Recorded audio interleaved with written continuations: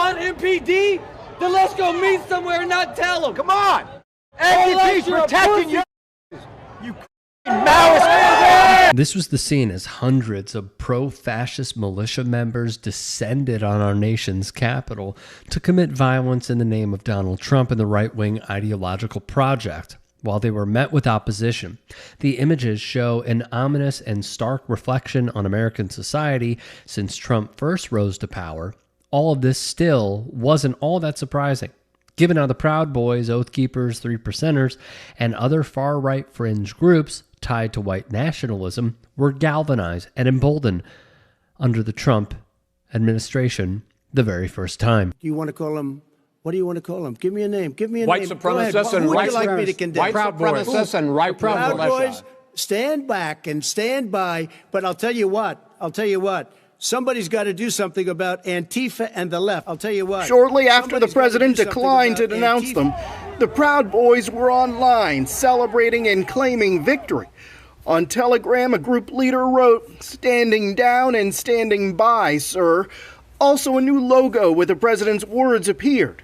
The Proud Boys are a far-right group founded in 2016 that often supports white supremacist ideas and violence. Regardless of how the right wing has tried to spin Trump's infamous debate line, the group heard the message loud and clear, and Trump's policy platform directly aligns with the goals of these hate groups, chiefly reinforcing white nationalist ideas. There were violent confrontations between far-right groups and anti-fascist counter-protesters. Meanwhile, the leader of the Proud Boys hate group, Enrique Tarrio, was arrested Monday on misdemeanor property destruction charges after he publicly admitted to tearing a Black Lives Matter banner off a historically black church in Washington, D.C., and setting it on fire last month. Police say Tarrio had illegal high-capacity magazines of ammunition on him when he was arrested. Shortly after the attack, Tarrio told the Washington Post, quote, "Let me make this simple. I did it." Now let's turn to the Proud Boys' de facto leader, Enrique Tarrio, who has quite the backstory. Reuters revealed Wednesday the group's leader, Enrique Tarrio, has a past as a prolific informer for federal and local law enforcement, repeatedly working undercover for investigators. Reuters cites the transcript of a 2014 court hearing where a prosecutor argued for a reduced sentence for Tarrio in a case by telling the judge, quote, "I've never had a client as prolific in terms of cooperating in any respect." He's talking about cooperating with the government. Reuters journalist Aram Roston dropped this bombshell report detailing Tarrio's snitch status just weeks after his arrest for burning a church's BLM banner. Hey guys, quick break in the action. I have a new show coming out called The Rick Strom Show. It is going to be awesome. I'm interviewing musicians, athletes, producers, writers, journalists, authors, sports doctors. Go check it out at youtube.com/@TheRickStromShow. Also be sure to throw me a follow on Instagram, Threads, Blue Sky. It can all be found in the description box below. Thank you. The federal prosecutor, an FBI agent, and his own defense lawyer listed sort of numerous cases in which Enrique Tarrio had cooperated with local authorities and investigations, including multiple undercover investigations. They said, and on the federal level, they said he helped put 13 people, prosecute 13 people on federal cases. We thought the significance was because, of course, his current organization, the Proud Boys, is very closely linked to this, to the investigations that's going on now by the FBI into what happened at Capitol Hill on January 6th. While Tarrio's apologists will say that he's a government plant deliberately trying to discredit and destabilize the far-right militia movement, Tarrio has, at least that we know of, never worked with the feds to target militia members, white supremacists, and other far-right domestic terror groups since his informant days from 2012 to 2014, aiding investigations into illegal cannabis grow houses and gambling operations, just to name a few. At least 5 Proud Boy members or known Proud Boy members were arrested. And so they're embroiled. They're clearly part of that investigation. And do you have any information that that Enrique Tarrio is an informant today? No, certainly no. We do not have that information. While Sorton's article, which we'll link below, did mention that Tarrio occasionally notified law enforcement about upcoming Proud Boy rallies, that's a far cry from providing tangible evidence for investigators to prosecute his fellow militia members. Tarrio was the Proud Boys' connection to Donald Trump and his allies.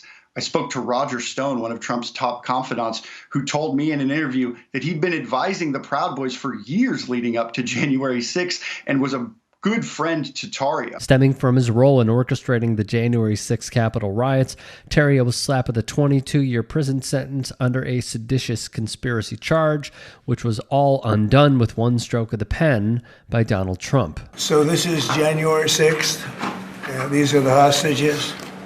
Approximately 1,500 for a pardon. Yes. Full pardon. Is there now a place for them in the political conversation? Well, we have to see they've been given a pardon. I thought their sentences were ridiculous and excessive.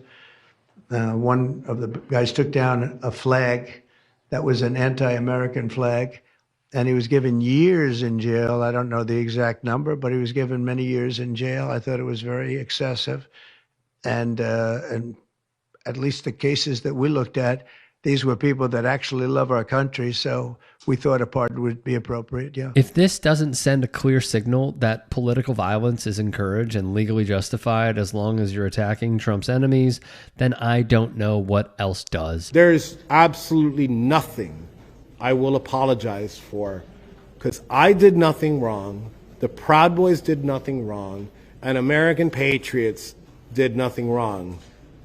Asterisk, there might be some people in there that were violent, but the process was corrupt, so they do deserve a pardon. Tarrio held this fiery press conference immediately after his release from prison from Trump's pardon. What's your association at this point with Proud Boys? We've made the decision 4 years ago not to tell the media what our structure is, but I'd suggest that the media should stop calling me ex-Proud Boy leader.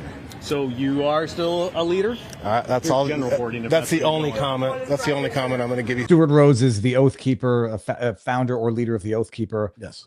Is he still in jail? No, he got his sentence commuted, so he's out. Okay. I've talked to him a couple times. We're putting some things together to make liberals' heads explode. But well, I do eagerly await that. And by the looks of this report from Miami New Times journalist Alex DeLuca, Tarrio isn't bluffing and is reportedly eyeing a congressional run in the near future in none other than Matt Gaetz' old district. While he's admittedly still not set on a run for federal office, the fact that he's considering it says all you need to know about the sad state of our country and where we are currently at. If you can and are willing, please become a paid member here at TYT Sports.